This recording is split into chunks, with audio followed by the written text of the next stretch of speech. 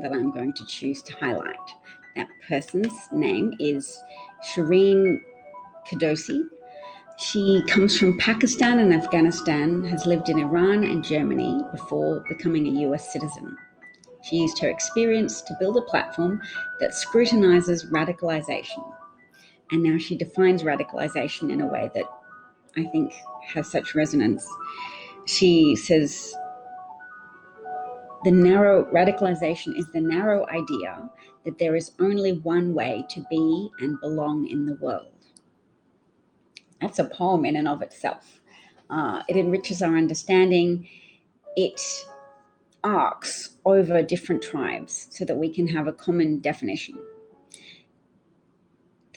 Radicalization is falling further and further into a narrow idea that there is only one way to be and belong in the world.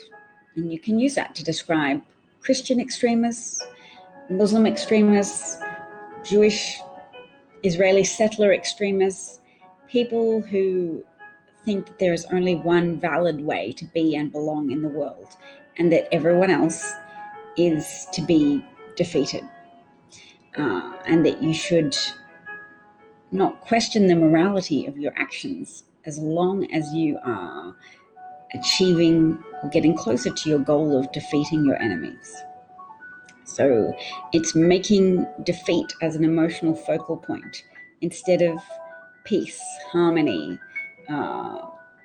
enjoying life in a diverse, pluralistic way that accepts that there are other ways to be and belong in this world. So the graphic she links to in her pinned tweet. Thank you to my brother for that music he composed and performed. It says on November the 16th, 2015, 22 US governors and Congress members refused to have Syrian refugees in their state, refused to resettle Syrian refugees. At the age of 5, she came to Germany with her family as an asylum seeker from Afghanistan, later resettling in California. She writes, "Now I'm one of only a handful of Muslim reformers because of the rich experiences I've had across 3 different parts of the world.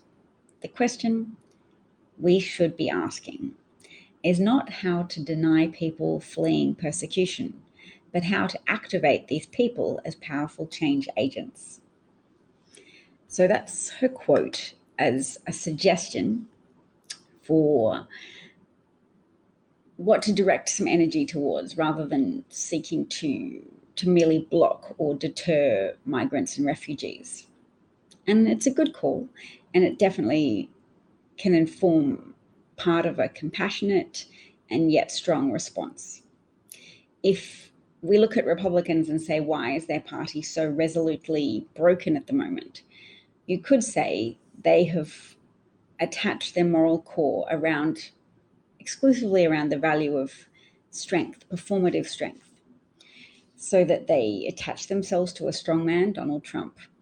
They attach themselves to wealthy billionaire donors who have that strength from the power of ability to buy influence without the money seeming to create much of a hole in your bank account. The more money you have, the less it costs you in a relative sense to invest in purchasing political power. And the fact that America has various Supreme Court acts that facilitate the purchase of democratic power, that force average citizens, the middle class, the working class, to compete for political power with people who can buy it. The fact that everybody has to compete and try and donate and donate and donate again until they can hopefully outcompete billionaires, that's a bipartisanly unpopular situation. And the only reason there isn't legislation in effect now to prevent the shadow purchasing of political power through wealthy access to politicians' pockets is because Republican politicians don't honestly represent their voters. What they do is represent their donor interests while fine honing a performative dance act to rile people up about so-called culture war issues. And there's a lot of articles which draw a line between desegregation and then performative phony outrage about abortion from Republicans who found that that was a great way to sublimate anger about the forcible desegregation of American restaurants and American schools and American public spaces. So I'm going to just stop for a second and say hello to Knowledge. And Kim, hello, nice to see both of you.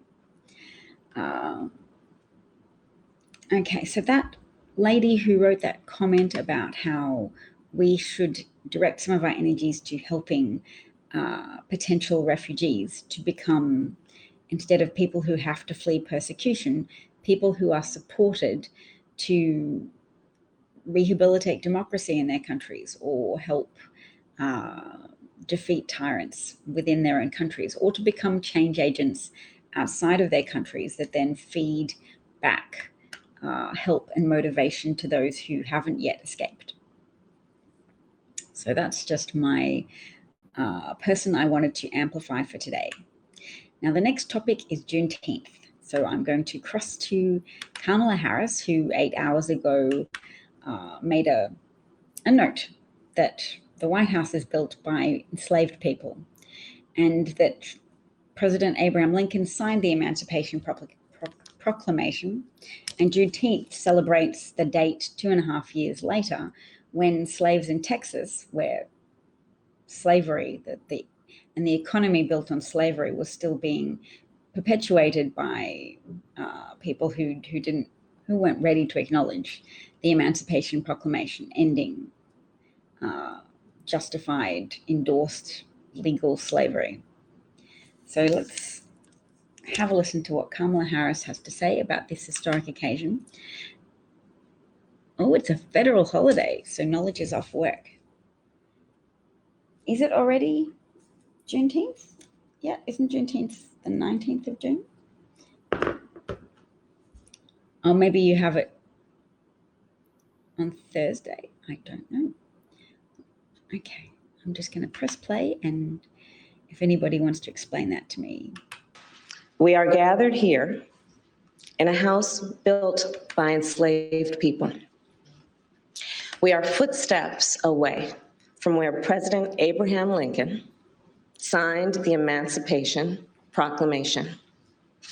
And we are here to witness President Joe Biden establish Juneteenth as a national holiday. We have come far, and we have far to go, but today is a day of celebration.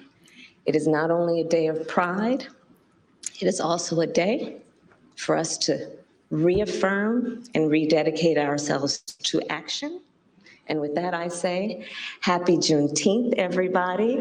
And with that, I introduce the President of the United States, Joe Biden. We are gathered here. Right.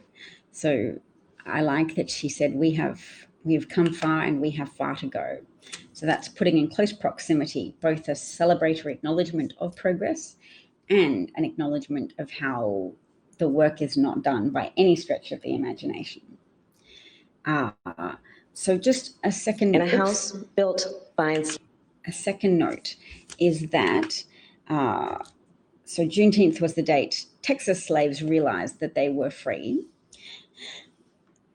But there were another 2 states that didn't end slavery, didn't free their slaves at that stage, Kentucky and Delaware. Now that's interesting. Kentucky, I'm not surprised by.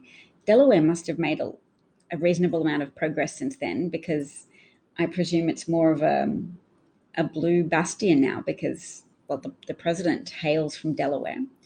And yes, so at least whilst then it was one of the last 2 outstanding states that had failed to release enslaved people 2.5 years after the Emancipation Proclamation, there's still work to do. And now we're going to go to a very sweary man. I love him. I've only just met him, but he's got a Southern accent. But he straight talks about all this Juneteenth. how Republicans continue to make a talking point of the fact that, yes, it was President Lincoln, a Republican president, who issued the Emancipation Proclamation, who oversaw that beginning of the process of abolishing slavery in the United States. Didn't, as we know, it continued for 2.5 years until Texan slaves found out, and then Kentucky and Delaware had to follow suit. There had to be the, is it the 13th Amendment? Let's just check. The 13th Amendment and slavery, but nevertheless still permitting essentially the enslaving of people in prison. So yes, the 13th Amendment passed 1865, ratified December 6, 1865. Neither slavery nor involuntary servitude, except as a punishment for crime, whereof the party shall have been duly convicted, shall exist within the United States or any place subject to their jurisdiction. So no slavery, no involuntary servitude, except as punishment. So you can enslave people if you've managed to convict them of crimes, which shows one very powerful financial driver of the racial bias in America's judicial system, political system, and the legal system, to continue the practice of slavery, to continue the profiteering of private prisons, because you can enslave people as long as you use your systems to convict people of crimes. And it's easier to unjustly convict Black people of crimes because there's a white majority in power. And there has historically been less sympathy for a minority group that might be persecuted, because if you couldn't relate to someone with Black skin, then you didn't care if injustice occurred, and then you didn't act. So the whole struggle to get the abolition of slavery on a roll to begin with hasn't always been met with equivalent outrage and equivalent action to abolish the injustice of enforced servitude within the prison system. Oh, Kim knows him as well. His name is Trey Crowder, I think. She said, Trey is me as a male.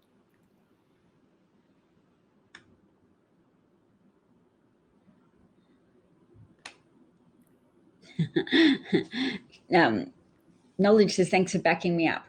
I wasn't meaning to challenge you, Knowledge, just that I'm not in the States and I'm a day ahead of you. So it's the 18th where I am. And and I don't see American cable news or ordinary news. So that was more me asking for clarification, not challenging you. So because Juneteenth is Saturday, so it's celebrated tomorrow. Oh, and federal holidays start the day before and the day after. That is so good to know.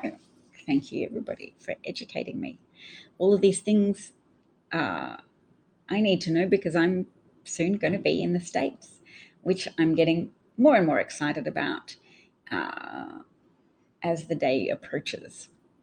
Okay, so let's listen to Trey Crowder for a second. Let's just check his name. Trey Crowder. Okay. Who is he? Is he a comedian?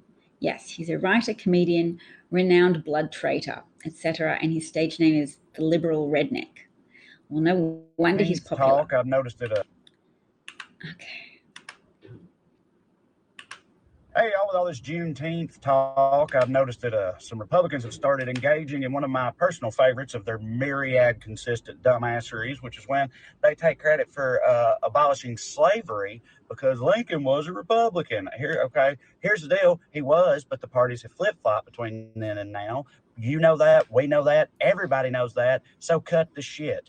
Lincoln was a Republican, but today y'all are the official party of hating gays, banning Muslims, caging Mexicans, and shooting blacks. You really gonna try to act like you wouldn't have owned slaves? Y'all would own slaves now if you could. Some of you kind of do.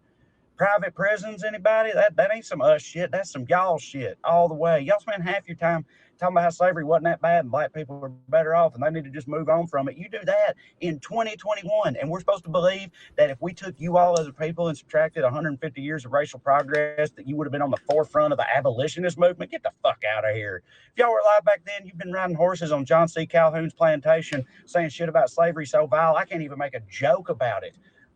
We're the party of Lincoln. Y'all would have called Abraham Lincoln a fucking cuck. Lordy. Well, that he does use the language, the spicy language. I noticed that Kim says her daughter graduates tomorrow and her party will be on Saturday. So it's on Juneteenth. It's a celebration. As Trey notes, a lot of Republicans are upset about it. They can't always articulate why, but they say it's because it divides the country along racial lines. I mean, really, it's trying to get everybody to unify behind celebrating an end to slavery, at least in Texas. So a significant step on the pathway to ending most slavery in the United States. Most slavery.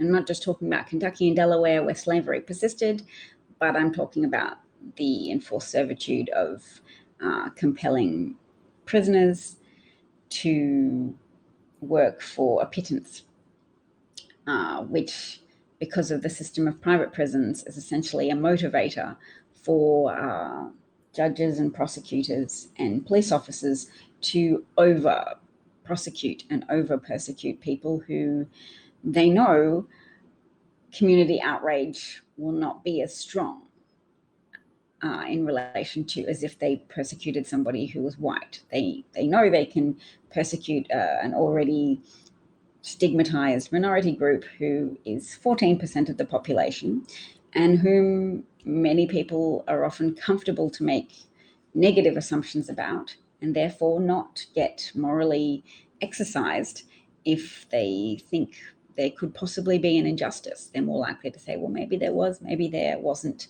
I can't get convinced enough to take action. So there's not going to be enough of a wholehearted community response to injustice when the injustice is perpetrated against Black Americans, which is why the strength of the international movement in relation to George Floyd was so important, because that was white people saying, some of us at least have moved on to the point where we now see we can't be passive. We need to throw our collective ethnic dominance behind the cause of ending injustice, ending the confidence of the police, the audacity of racist police officers to publicly murder someone in a very torturous and public way by kneeling on their neck for 9 minutes.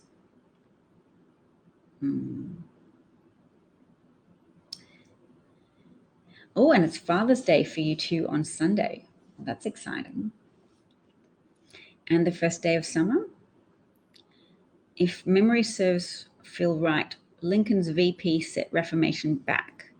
Andrew Johnson was a Southerner and didn't have the motivation to move the country forward after Lincoln's death. Let's check.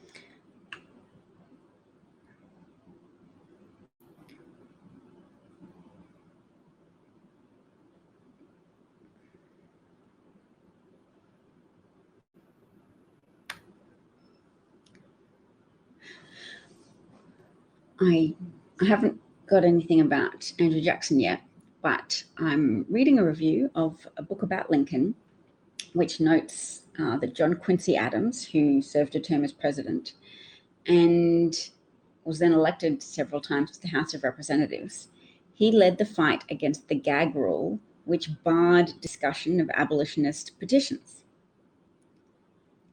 Oh. Because the author of the book contrasted John Quincy Adams as an anti-slavery activist with Lincoln, who he calls an anti-slavery moralist, someone who spoke against slavery but was very slow to take action against it. And John Adams believed in the citizenship of free blacks, and Lincoln did not. Lincoln put all his hopes for ending slavery in the American Colonization Society, which advocated encouraging or requiring free blacks and emancipated slaves to emigrate to Africa, while Adams considered colonization impractical and unethical. So yes, that's interesting. I didn't know that about Lincoln before, that he promoted a resolution to slavery of just letting slaves get the hell out of America and move back to Africa when they had spent generations existing in America. So yes, you can see logistical as well as ethical and moral problems with just trying to resolve slavery by saying, well, here's a ship, get the hell out of Dodge, go back to Africa, which is a continent where you, at this point, can't trace your relatives, won't have any established capital or assets, and won't have a network of acquaintances and friends and family members. So that is something which highlights that Lincoln isn't just the be-all and end-all of pro-racial equality. John Quincy Adams sounds like a better role model if we want to actually look at someone who fought to have Black Americans not just removed from the institution of slavery, but given citizenship, given equal rights. So congratulations, John Quincy Adams. And points off you, Abraham Lincoln, for being a moralist who spoke out against slavery, but didn't really have a well thought out approach to how to resolve the moral issues of integrating freed slaves into American society. And just to highlight the benefits of taking a clear-eyed view of slavery and who fought to uphold it and who fought to end it. Here is a famous picture of a former slave named Gordon, who escaped from a Louisiana plantation in 1863 and fought with the Union Army. So fought on the side of the North to end slavery. But the scars on his back are so notable that Republicans wouldn't like this being taught in schools, because they are on a campaign to gloss over America's past and its contributions to the present. They're on a roll to try and preserve the lie of the virtues of colorblindness, where you say, but I don't see color. So you're racist if you try and tell me that Black people have a differential experience to white people in America. That's racist because I'm more enlightened than you. I'm post-color. So you can't tell me that there's any need to teach accurate history in school. We don't need historical accuracy. We need children to feel good about themselves and proud of American history. And they can't ever be proud if you tell them the truth about what occurred. Not only that slavery occurred, but that people cared so much about preserving that extraordinary level of profit that accrues to people who own slaves and to people who work in industries that are adjacent to slavery, because slavery is so profitable that they can sell products for a lower cost to adjacent industries. So if you can buy the cotton so cheaply, then you can make clothes more cheaply as well. So even if you don't directly employ slaves, if you're in a slave adjacent industry, then you're also still reaping profits from the extraordinary profitability of compelling people to work for you for free and buying and selling those same people at a profit. Okay, this is the picture. Oops, here we go. I'm just going to take a moment, I guess, to honor the suffering of people who endured this life. So I am glibly saying the words profiteering and slave owning, etc. But this is this man's back, and the raised scars on his back from working in a plantation speak more clearly to the topic of the levels of cruelty and dehumanizing, etc. Hey, Sheldon, nice to see you. Okay, so Sheldon, just to bring you up to speed, this is a picture of a escapee slave who went by the name of Gordon, who joined the Union Army after escaping a Louisiana plantation in 1863. It might not be showing up very clearly, actually. That looks kind of pixelated on my end. So my apologies, but you might be able to see that his back has scars that are so notable. The Union Army sought to record it. I guess it would have been a good reminder of what they were fighting for, and a good moral activation cue. I feel, yes, it is sickening to note man's inhumanity to fellow men and women. And I'm just noticing that Candace Owens has voiced her opposition to Juneteenth, but she derives a lucrative income from positioning herself as a focal point for Republican denialism about the racist nature of their professed colorblindness. Christopher Lucas is here as well. Hi, Christopher. So yes, there's no point speculating about Candace Owens' motives. She has money, power, prominence, prestige as a consequence of being a potent cover story for Republican racism.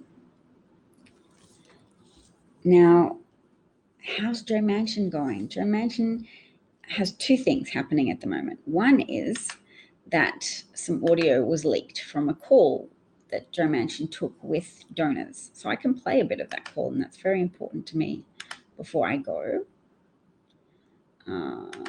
because it indicates that underneath his bluster, even though he's making noises that maybe he's proposing a smaller version of the S1 bill, and we know that the S1 bill is the For the People Act, which aims to introduce which is a piece of federal legislation to counter state-level Republican efforts to disenfranchise the voting public, but in a targeted way to most intensively disenfranchise Black American voters, because they are a reliable overall voting bloc for Democrats and form the backbone of the Democratic Party. And without, if you erode the capacity of Black Americans to access the vote, then you have significantly reduced the chance that Democrats will be able to overcome the disadvantages of Republican redistricting efforts, which follows the Trump administration census, which was carried out unethically over a shortened period of time. And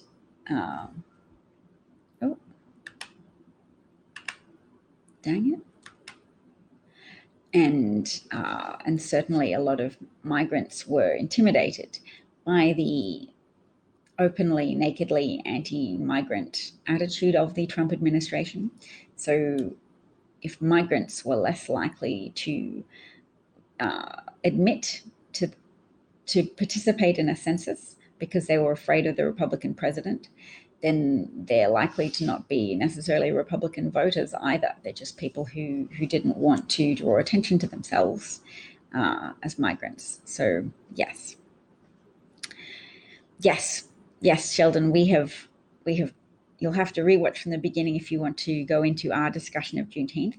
But we covered that. That was the day that's been celebrated in Texas, because even though the Emancipation Proclamation was 2 years earlier, eventually slaves overheard an army officer in Texas say that there was a freedom proclamation, that they were now legally freed, and that had not yet occurred even in Kentucky or Delaware at the time. So Juneteenth isn't even the end of slavery.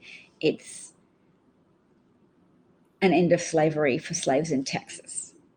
So not even America entirely, but most of America, then Texas on Juneteenth, and then Kentucky and Delaware at some period following that.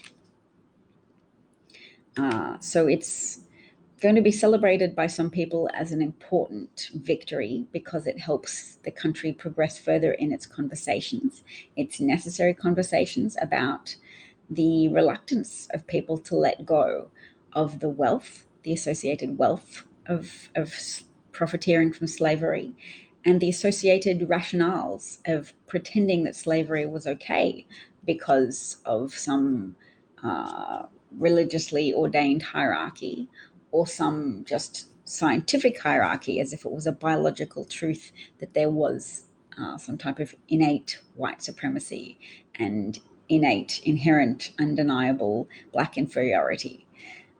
People tried to make that be true by making it illegal to teach or to allow Black Americans to teach themselves to read.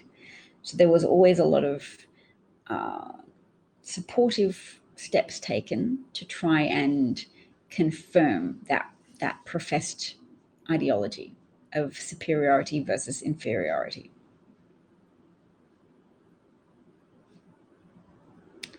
So knowledge, it's new for Knowledge to hear about Kentucky and Delaware. That's exciting. Always cool to introduce new facts. Now I'm just seeing if I can share this. Nope. Struggling to share, which is a shame because I did really want to share this piece because it has a Joe Manchin audio. I can at least read to you a little bit from the transcript. Maybe if I'm going to press reload this page, which might blank me out for a second, but I'm going to try and reload the whole broadcast.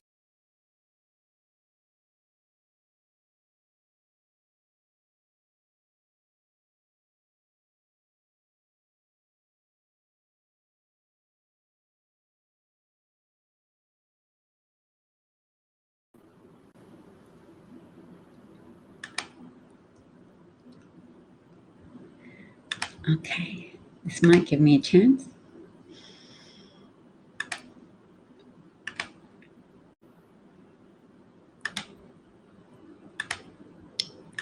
Okay. Jamestown, Virginia. They just found 100 unmarked graves and also the first 20 slaves that came to Jamestown, Virginia in 1619. Yes, as per the 1619 project, which Republicans are trying to ban any teaching of that in schools because it acknowledges the role, the critical role of slavery, the contributions of Black Americans, first at a coerced level, the fact that although coerced, it was still a significant part of American geopolitical advancement. And then the contributions of Black Americans since then, which even in the context of not only historical injustice, but perpetuated injustice over time, further unjust actions such as high rates of injustice within the prison system and the legal system, and high rates of institutional neglect of Americans, so Black Americans. So taxes being collected from Black Americans, but schools that served Black American children being underfunded to extraordinary degrees, Black Americans being excluded from hospitals, etc. Just various ways in which Black Americans were politically disenfranchised and also practically disenfranchised from access to services that were afforded to white Americans at contemporaneous moments. Knowledge says Virginia still has some slave codes in their law books. Some things take a long time to get rid of, and it's not because it has to, but because sometimes people are reluctant and you have to galvanize people. So this is important. Leaked audio of Senator Joe Manchin's call with billionaire donors provides a rare glimpse of deal-making on the filibuster and the January 6th commission. So this guy, West Virginian Senator Joe Manchin, tries to convince some of his wealthy donors to put pressure on Republican senators to agree to a January 6th commission, because he's essentially making the argument that if no Republican, or not 10, we don't reach the level of 10 Republican senators signing on to a January the 6th commission, then it's harder for him to argue that the filibuster should be preserved. So if his corporate backers want to preserve the filibuster, and they do, because without the filibuster, then Democrats can actually get things done, can make use of the majority that they won, the slim majority they won in the Senate, and enact legislation that would force corporate executives to pay more tax and to pay something more approximating a fair share of contributing to America's dire need for infrastructure maintenance and infrastructure improvement. So the group is called No Labels. It's a bipartisan group, but essentially it's wealthy people, which means it's stacked to Republican interests, because the Republican Party primarily represents the interests of the very wealthy in America who don't want to contribute to the government, to the tax base. Oh my goodness, this whole call is 58 minutes. They need to do a Republicans. Lee Fong, welcome to Deconstructed. Hey, Brian, thanks for having me. Hey, so you've got your hand. Okay, let's see if I can scroll forward.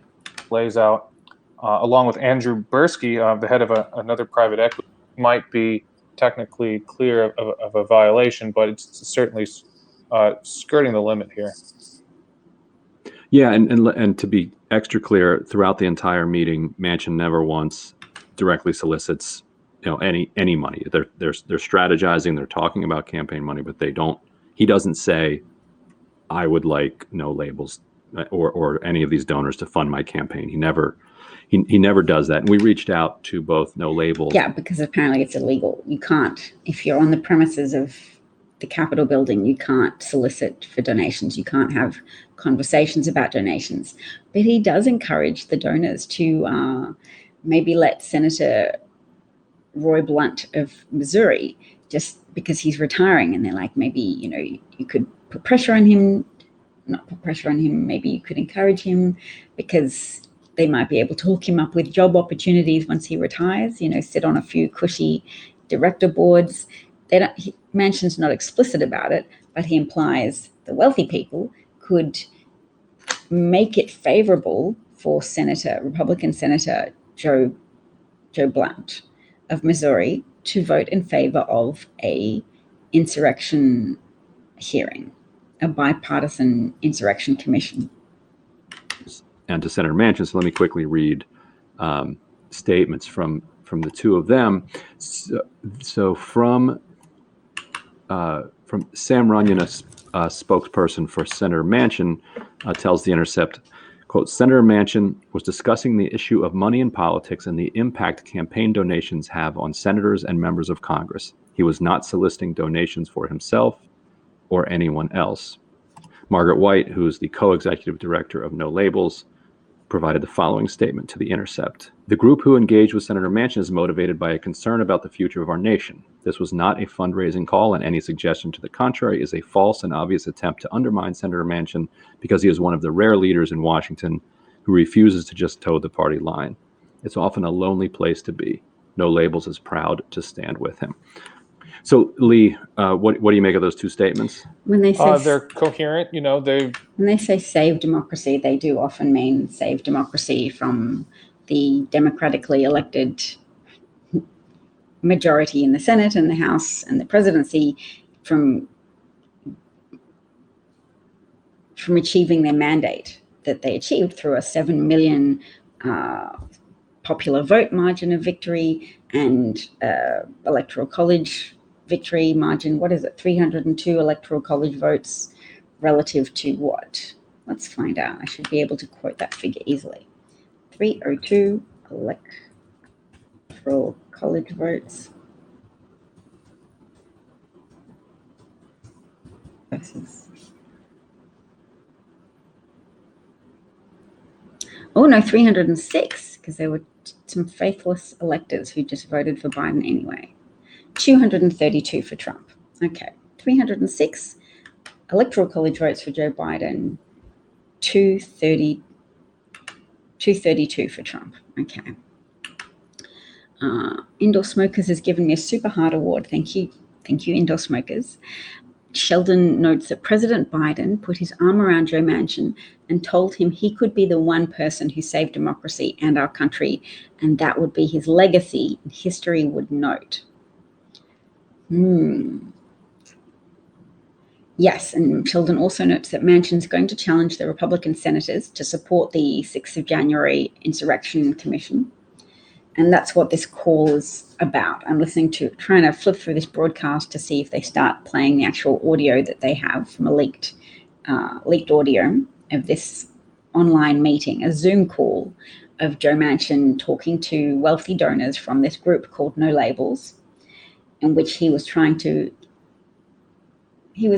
convince the wealthy donors to help persuade more Republican senators. But he was offering it as a counter. He was like, if you want me to preserve the filibuster, then you need to help me get Republicans on board for this insurrection investigation. Because if I can't even overcome the filibuster for an investigation on the Capitol attack, then I've got no grounds for continuing to pretend that the filibuster is something that's protective of American democracy. In other words, it really undermines Joe Manchin's corporate-backed stance on the filibuster, that he's so keen to preserve it that he says it would undermine democracy to get rid of the filibuster, because the filibuster prevents people from changing things just when they happen to win a majority in the Senate, which is a position that benefits Republicans and the wealthy, Republicans who represent the wealthy, because they don't want to do anything legislatively. They don't believe in government. They believe in small government and no taxes for wealthy people. So they don't want to pass any legislation other than tax cuts, which they can pass. They can circumvent the filibuster for tax cuts. So because it's a budgetary measure, so they're allowed to circumvent that. You have to get 60 votes rule. You have to have either a sizable majority or you have to have bipartisan support. That gives Republicans power, even though Republicans lost the majority in the Senate. They lost their majority, they lost the presidency, and they'd previously lost their majority in the House as well, because Trump was an unpopular president. He continues to be unpopular in a general sense. He's just fervently popular, as many autocrats often are, with the people whom he has managed to manipulate via the tried and true practice of validating their hatred for other groups, for validating their worldview that things would be better for them personally if it wasn't for migrants stealing their jobs, Jews ruining things, Black people ruining things, teachers teaching their children that slavery, not only was slavery bad, but there have been other discriminations as well, and there continues to be a pattern of discrimination in the justice system, in the educational system, in the employment market, in the home valuation system, and consequently the real estate industry. All manner of discriminations which are a byproduct of a part of the legacy of slavery, are inherited points of view that people can overcome if they have the will and commitment to do so. So Sheldon thinks that Manchin will again be denied bipartisan cooperation, and you think then he will vote to modify the filibuster. Biden's a politician's politician, a brilliant move to solidify the Democrats' solid support. Well, it sounds like what you're saying is when Biden put his arm around Joe Manchin, that he was offering a vision to Manchin of importance. So aside from what donors can give Manchin, that Manchin's name will be sung forever in the history books as a savior of democracy. Manchin already knows that he is king of the Senate because the Democrats have a majority, and he's ostensibly a Democrat, but in practice and morality, he is more of a Republican than he is a Democrat. So he counts in two ways. One, as a head count that gives Democrats a majority in the first place, which is very important and enables them to set a legislative agenda. But then he also has another role in terms of entirely blocking that legislative agenda by saying, oh no, I worship the filibuster and it's sacrosanct and I can't possibly agree with modifying it because surely we can win Republican support for important legislation, and that will give us the blessing we need to proceed. Because if we can't win Republicans, then we can't be doing anything worthy. So the the proposed insurrection commission was really proof that Joe Manchin was making a delusional argument that Republicans could offer bipartisan support to anything, because if Republicans couldn't even offer 10 Senate votes towards the task of investigating an attack on the Capitol building, an attack that humiliated America on the international stage, an attack that exposed the degree of treachery in Trump's modus operandi, that he wasn't just being impolite when he complained that the election was rigged. He was pursuing a deliberate, concerted plan to achieve a second term in office by whipping up his supporters into violence over a period of months. Thank you, Biden, for the Got Pipes Award. As it gets more real that I am moving to the US soon, I'm getting more excited every time I get an award or some positive feedback, and it fosters my belief that maybe I will be able to keep doing this in the US and find some kind of employment in either in the media industry, or find some ways to take this broadcast to the next level so I can actually say it's my job to my children. They know it's still a hobby that's supported by donations through my Patreon account, so that I can pay for subscriptions to the Washington Post and save up for equipment that I'm going to buy in the US. I'm going to buy a fancier microphone, and you're going to have better audio quality for this broadcast. That's going to be something cool. All right, so let's go back to Joe Manchin for a second and see if this podcast has... Don't want to... they don't want to be running afoul of ethics rules, congressional rules. So, of course, they're going to say that no rules were broken. No rules were harmed in the making of that Zoom call between Manchin and donors. Democrats and Republicans can agree as we get into the broad caucuses now, the broader base of caucuses. There's a lot of my caucus. Oh, it's not very good quality audio from the call. Skip back and see if... Sausage is made. He tells these hedge fund billionaires. Second, rather than explaining the problem with the merits of the bill, whether it's in the public interest, whether it's good policy, whether it's, whatever, it's good for the economy or how it affects the deficit, what have you, he's instead obsessed with the appearance of bipartisanship. Now, he might be right that in general, bipartisan reforms are more durable. They're less likely to be repealed or become a partisan football. I think there is something to that argument, but it's interesting that he does not make that's the only argument he makes. He does not talk about the other elements of the bill, whether it's good or bad policy. It's just about this kind of obsession of the appearance of bipartisanship. Yes, that's very true, that it's all about appearance. So Joe Manchin is making that argument. We need the appearance of bipartisanship to show that we are representing Republican voters.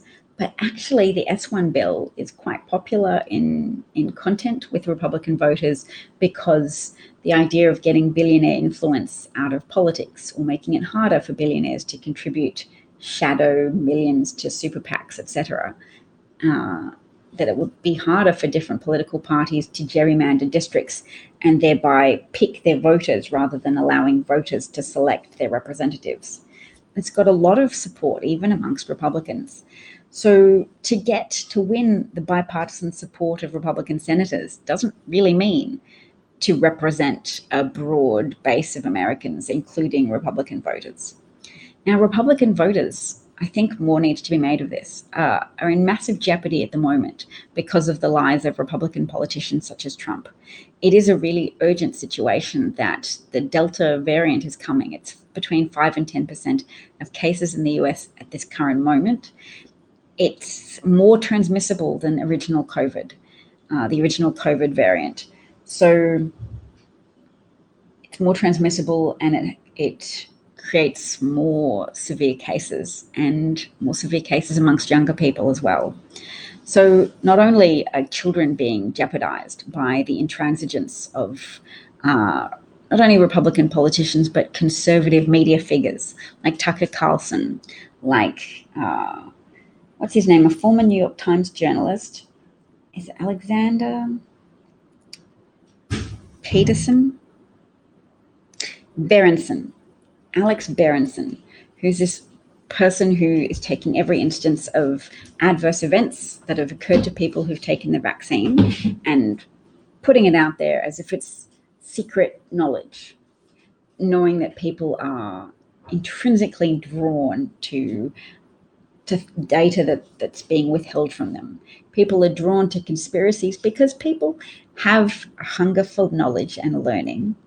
But if you can present it to them as not just something that they were unaware of, not something that means they were previously ignorant, but something that was being concealed from them, then they have the sense of defiance and accomplishment if they learn what's being hidden and they agree to believing in a conspiracy theory.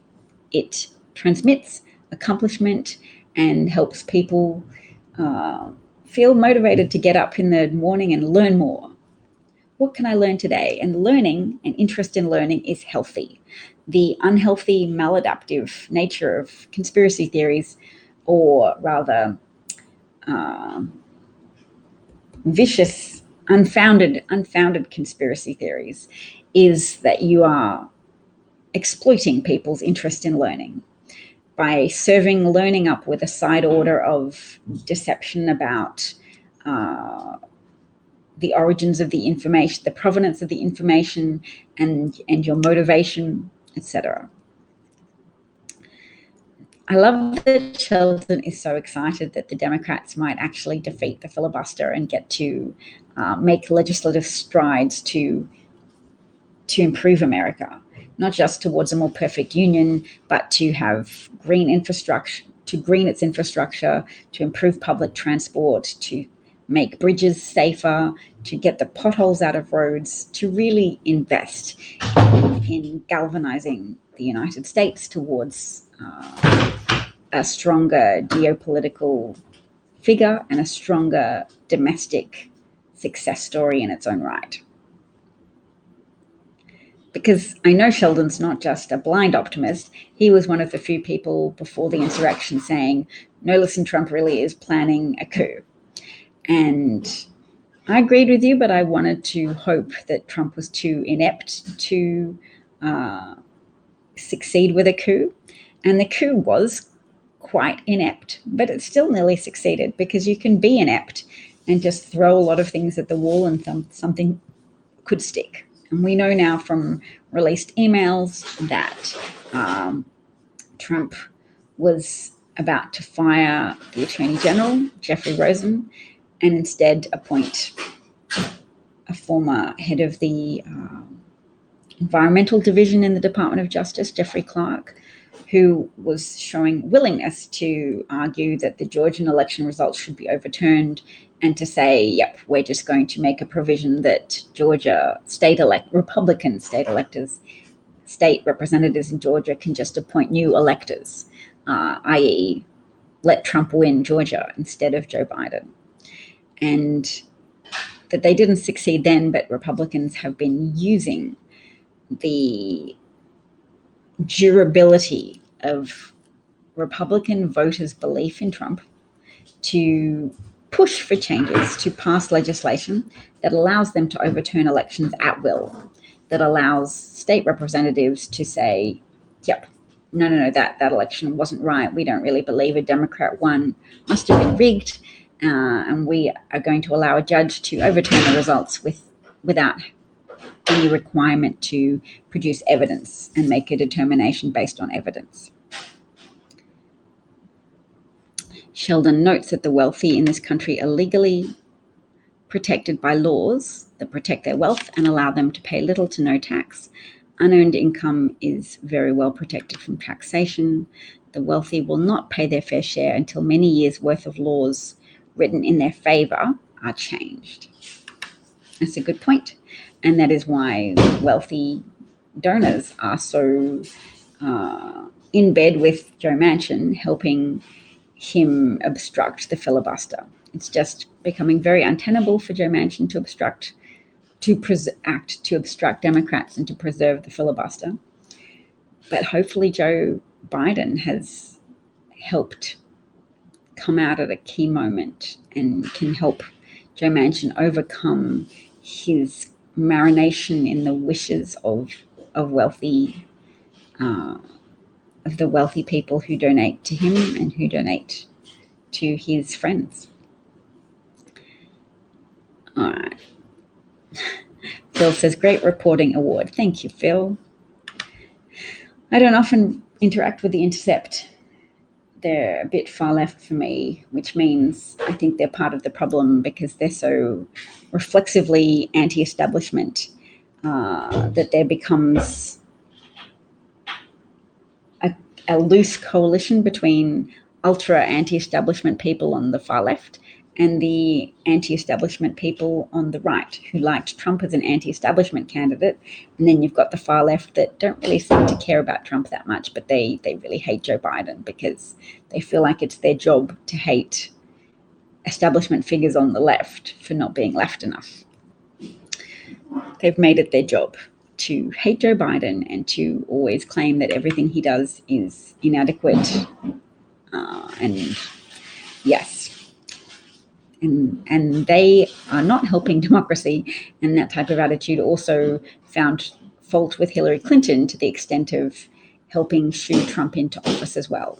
Americans suffered from complacency, but there were also disinformation agents helping boost the egos of Bernie bros to help them take on a fighting mentality with regards to Hillary Clinton and to believe that she stole something from Bernie and so they could punish her by not voting for her.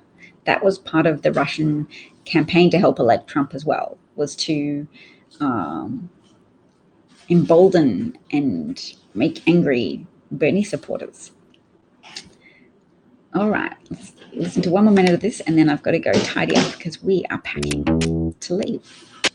And I can hear my husband putting things in bins.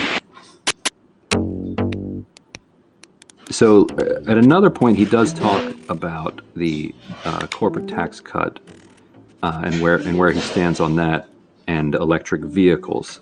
We've got a piece of legislation. Really what it is about $570 or $80 billion of new investment into truly traditional infrastructure. And then on top of that, we have close to 200 to 300 billion in what we call private partnerships. PPs, basically getting the private sector to do what they would do and incentivize them without having it score against the debt of the nation. We don't think we should add more debt than needed, especially where the private sector has always been willing to go if the market was there, and that would be, let's say, electric vehicles and charging stations. We don't have to spend all the Treasury's money going down on that. The private sector is happy to get into it. And if we give them some pretty attractive financing and incentives, they'll jump in at a quicker pace to get prepared and as the transition is coming. So those type of things. And then you have about 320 billion of what we call baseline. And that's, as Joe and anyone's been legislature, we do that. It's a 5-year program that we're doing that on things. Okay, that's too hard for me to understand. So I'll leave that for now and I'll try and review it privately and find if there's any particular segments of the Joe Manchin leaked audio that's more revealing to listen to. And Knowledge says to Sheldon, wow, I stopped watching Fox News years ago. I think Sheldon's not watching Fox for information. He's possibly just encountering some tidbits on Twitter or watching it just to stay abreast of whatever disinformation cycle they're in currently. And I'm glad he's doing that because it's important to keep an eye on them, really. There's a saying, keep your friends close and your enemies closer. Nobody wants to spend too long embracing Fox because it's a disinformation channel that's severely impacted the lives of Americans. And there's research that has come out today on brain scans of people with long COVID. And there is evidence of cortical damage, so damage to some brain tissue that's close to the areas regulating smell and taste. So, which would explain why some people have really persistent impacts on their smell and taste after they've had COVID, because COVID is shrinking people's brains. And that's likely a consequence of it being a microvascular disease that affects the functionality of your tiny, tiny blood vessels that deliver blood to your brain and keep that tissue alive and functional. So when you have dysfunctional, well, if you have an attack, a viral attack on your microvascular system, and that's leading to brain shrinkage that particularly impacts your sense of smell and taste, but also leaves you with persistent brain fog and memory loss. Those are problems that are going to affect a far greater number of people than the 600 dead, which is a milestone America has just achieved in a sad sense of the word. So many people have been presenting with new health conditions that have occurred to them as a consequence of their brush with COVID. So people who've survived it, but who have Parkinson's disease or diabetes, any disease where organ functionality has been impacted at a microvascular level, that's part and parcel of the legacy of Trump's failed COVID response and Trump's active sabotage of the public messaging that was required to bring the public on board with mask wearing, with vaccination, and with social distancing. And Trump was vaccinated before he left office, but did he talk about it publicly? Has he helped rally Republicans around the cause of getting vaccinated and keeping their families and communities safe? No. Instead, Republicans have jumped on board with positioning themselves as contrarians, as public health contrarians. The message needs to get out there so that people recognize what they're doing, because it's costing lives. And cases are likely to be headed in an upward trajectory, particularly in southern states and particularly in Trump loyal counties, where they are so marinated in Trump disinformation, Trump-centric disinformation about the disease, that they cannot bring themselves to take the threat of COVID seriously, and they cannot bring themselves to trust the public health officials whom Trump repeatedly disparaged in public.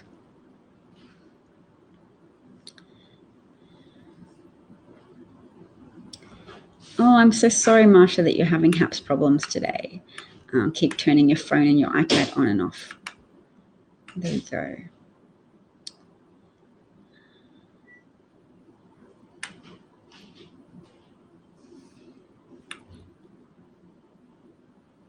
Yes, the audio quality was pre-Edison phonograph. All right. Well, thanks so much, everybody. I've been talking to you for an hour, so I will say au revoir and thank you for your support. I'm still counting down to when I'm living in the same country as all of you. Very exciting. And if you have any suggestions or tips, send them my way. You know my inbox is open.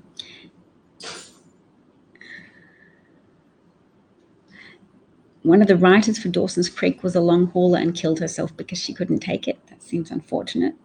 I mean, some mental illness it's been suggested that's a sequelae of COVID as well, that lowered brain function can predispose you towards depression and anxiety. Marsha says she can't wait. Thank you. Phil says have a good night. Love it. Love it, everybody. Thank you so much. Bye, Marsha, Knowledge, Sheldon, Brian from Texas, the Maze, Kim. Anybody else? Phil. Take care, everybody. Pacific Northwest. I'll write it down because my geography needs some work. Pacific Northwest, because I'll be on the East Coast, but then Pacific Northwest, well, we can keep talking about it. I'll still be broadcasting. Thanks for the Super Hard Award, Marsha. I hope the replay works for you better than the live audio did. Cheers, everyone. Take care. Oh, and I should say thank you to all Seattle, so on the other side, yes. Wow, so thank you, Indoor Smokers, for the Newsworthy and Super Heart Award. Thanks, Sheldon, for the Got Pipes Award. Phil for the Great Reporting Award, and Marsha for the Super Hard. Much obliged to you all. Cheers, everybody. See you soon. Bye.